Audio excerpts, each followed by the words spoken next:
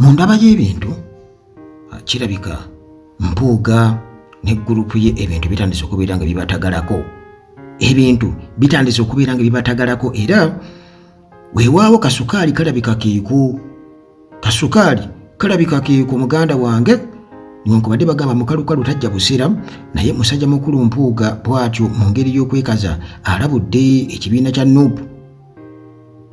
Agambye mu kubalabula kitemugeza kukwejjako mukono gwali gubaliisizza. Temugeza kukwejjako mukono gwali gubaliisizzaako, kwegamba temugeza kukwejjako bantu baali babayambye. Mu bufunze kyategeeza Mathias Mpuuga alabudde obukulembeze bwa Nuupu olw'okumwesuluba bba nti olw'okumuteeka ne batamufaako, olw'okumusuulirira temunnejjaako kubanga nali mbayambyeko, nali mbaliisizzaako. Muganda wange kwegamba kuno kwali badde ng'okwegayirira, naye olw'okuba nti bo kwegamba tebasobola kubeera nga bakkakkana okutuuka ku leve eyo nti babalabe nga akkakkanye mu maaso ga Bobi Wine, kati alina akubeera nga yegayirira munneegayirira bwetu, kwegamba nga ataddemu oluteeguya nti munneetaaga, mutwetaaga ffe abateeketeeke. Mathias Mpuuga ono munnange ye yali leader of opposition, ekifo kye baamuwa mu mutima omulungi ennyo, naye nga bwe kiri nti munnange bantu balamu tebeesigwa, ate tumala kwekoona ne tujjukira okubuuka. Munnange bw'atyo mu mbeera yengeera munnange ye bwali omukulembeze omuteeketeeke era ng'ebintu abiraba mu ngeri ya kintu kisajja kikulu nga bw'alowooza. Munnange bw'atyo avuddeyo nga alaga nti afaayo nnyo ku direction oba strategy, ekkubo oba pulaani ekibiina kino ekya National Unity Platform gye kikutte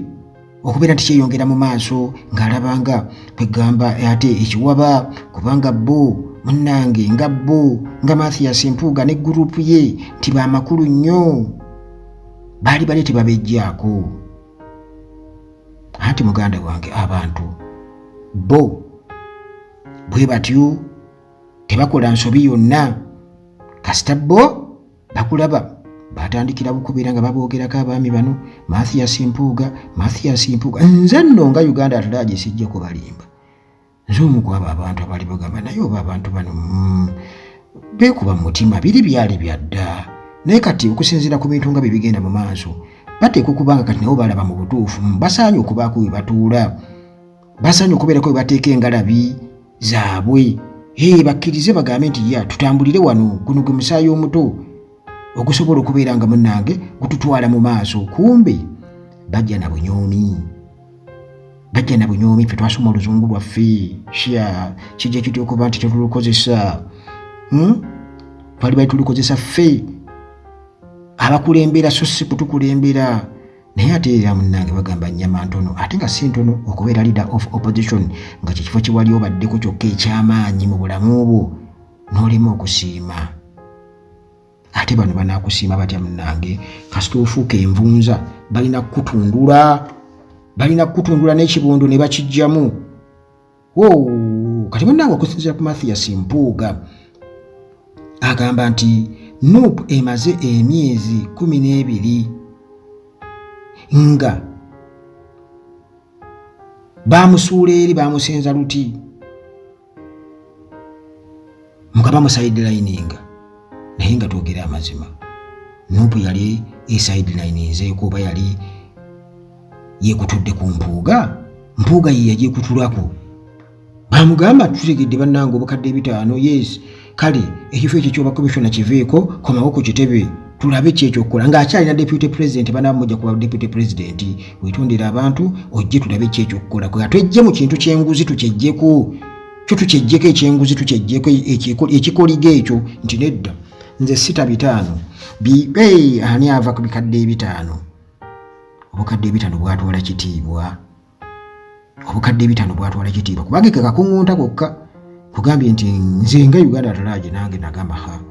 abasajja bakoze ensobi okubeera nga bali badde babimalira munda mu kibiina, naye muganda wange Bobi Wine yagamba nti tewaliwo kwesembereza ngozi yadde kubanga oyo Namujinga agenda otulya. In fact example gye baawe ya FDC sente ezaatagaza Besigye ne banne bannandala mafaabi ne batuwekiza mpoozi mu DP ne bagamba tewaliwo ngeri yonna yakubikkirira. Yali eyambye ebibiina bya opposition okuleka okubeera nti nno ate bibeera exposed, ate abantu kasa bategeera nti mwakolako bwe muti bo batandikiraawo okubajjamu obwesige. Kale nti oba abantu basigale babiri bokka mu ggwanga oba basatu bokka bawagira enkyukakyuka olw'okuba nti nno enkyukakyuka eganye okukkiriza okubikkirira abali b'engozi kakibe bwe kityo. Nange ne ŋŋamba kituufu kubanga ennyaanya bw'eba evunze kiggyeemu mu kisero ky'ennyaanya ezo ennamu. Kakati Mpuuga okwogera bino nti biyinza okuwulikika mu matu g'abantu abalowooza nti nno zino nnyaafa oba bunafu mu kibiina obumaze okubeera nga bweyoleka olw'okweyawulajawula, era nga abamu baali badde balowooza nti kakati ekibiina kino kibasanze okubeera nga kyeyawulajawula ate ebiseera byakyo by'emumaaso biyimidde ku ki? Ebiseera byakyo by'emumaaso biyimidde ku mpagi engumu ennyo era nga emu ku zo bwe bwerufu, zero tolerance, kubanga enguzi ye Namujinga amazeewo eggwanga lino oba kansa amazeewo eggwanga lino nti obwerufu singa bubeerawo ne tumanya nti yes bano be bantu abeerufu bokka, ye true opposition egenda okuliberating eggwanga lino, kiba kitegeeza nti awo Nuupu ebijja kusigalawo. Betegenda kufuuka UPC, tegenda kufuuka DP, tegenda kufuuka NRM, tekirigenda kubaawo kubanga aba NRM ne General Museveni kennyini yakakasa nti butuufu enguzi enyooka era naye ekyamulemye naye ng'ekimulemesezzaako enguzi kubanga nti abo bennyini ababbi abali b'enguzi abakola ebikolobero ku bantu abalinyira eddembe ly'obuntu ate bapepeya nabo era baatuma ne batuukiriza missions ze ne bajja n'okwewaana nti tubadde mu missions nnyingi, Museveni atumye missions nnyingi n'enzituukiriza. Mukama Katonda. Kakati ye Mpuuga agamba nti okwegatta okwaliwo mu ntandikwa coalition ey'abasupporters abawagizi ba activists abalwanirizi b'eddembe ly'obuntu wamu n'enkyukakyuka ne bu groups obutono oba ebyobufuzi smaller political groups nti bano bebeekumaakuma ne bagatta amaanyi era ne bawa Nuupu omuzinzi ogwagiyambako okubeera nti nno yafuuka ekibiina eky'amaanyi era n'agamba nti effort gyebateekamu amaanyi ge bateekamu yensonga lwaki baalaba performance y'ekibiina kino ekya Nuupu 2021 akalulu ako nga Nuupu yajja okubeera nga ye leading opposition force. Kale bw'atyo n'alabula nti mu kifo kya Nuupu eky'okubeera nti nno etunuliranye ensonga ey'okwegatta oba okuzimba original coalition, okugizimba okubeera nti nno tevaawo, nti engeri gye baali beekumyekumye bonna nga bw'atunnyonnyodde nti ba activists baaliwo, abawagizi nga weebali ne smaller political groups nti bonna balina okubeera nga beegatta, nti Nuupu yali badde kitunuulira nnyo okubeera nga tebeeyawulayawula, basigala b'amaanyi n'okwongera okubeera nga bafuna amaanyi. Wabula bo basazeewo okubeera nga amaanyi oba powers obuyinza mu Nuupu nti babuteeka mu ka small circle okusinga munnange okuwuliriza amaloboozi ago agagiyamba okubeera ng'ekula, bannange ensinzibu. Ba agenti tebatudde. Ekizibu ekiri wano e Uganda njagala okubabuulira mmwe abampuliriza nti omusajja addira olupapula oba drawing board n'agisigako empitambi n'akugamba nti eyo ewunya bulungi eyo olaba sayidi eyo gyensiizeko empitambi bannange bwe gyotunuulirayo bwenyirira gy'oba otwala kakati bano kyebagezaako okukola naye omulembe guno ogwa intaneti anti okola ekintu stage ya bodaboda eri mu kyalo nga bafunye dda ebibadde mu paalamenti nga babirabye eddera babitegedde dda tewakyali bino bantu kubatambuliza omwo mu kizikiza nga bazibe bagamba ebyo byaliyo ddi kugamba nga abantu abamanyi okumulungula ebyobufuzi kugamba tubamanyi bumanya tubabulira ku leero ntubawaana buwaanyi njagala okubuulira osanga owa bodaboda ng'abimanyi n'okukusinga era nga naye ajjakko ajuwinga bulungi nnyo akuteeke wali olw'ensonga nti kakati information edduka ku sipiidi ate era olina okubanga ekyo ky'oyogera era ky'okola kakati munnange okusinziira ku Mathias Mpuuga bw'atyo bw'ategeezezza era nti bino byayogera ayagala okulaga ensi nti ekibiina kya NUP kirimu enjawukana nnyingi nnyo era kiyinza obutamalaako mu kalulu ka 2021 kyebagezaako bwe bubaka bwagezaako kubeera ng'ayisaawo ti NUP tekyali y'amaanyi kubanga obukulembeze bwayo just tekusalawo kuli mu Kasimoola Ssaako nga bw'ayogera mu Kasimoola Ssaako ako mbuke bagezaako okubeera nga basoosowaza okusinga ate forces ezegatta awamu nezigatta amaanyi okubeera nga bateekawo ekibiina kya NUP mu ntandikwa mbuge maanyi agaaliwo mu 2021 muti singa bo tebaaliwo NUP teyali badde n'amaanyi ago. Mwebale nnyo okubeera nti nno mwaleetawo mwe kimulowooza nti yentandikwa era naffe kyekyali ekirooto kyaffe kyekyali ekirooto ky'abantu bonna balafu balira enkyukakyuka nti yes ti abantu bonna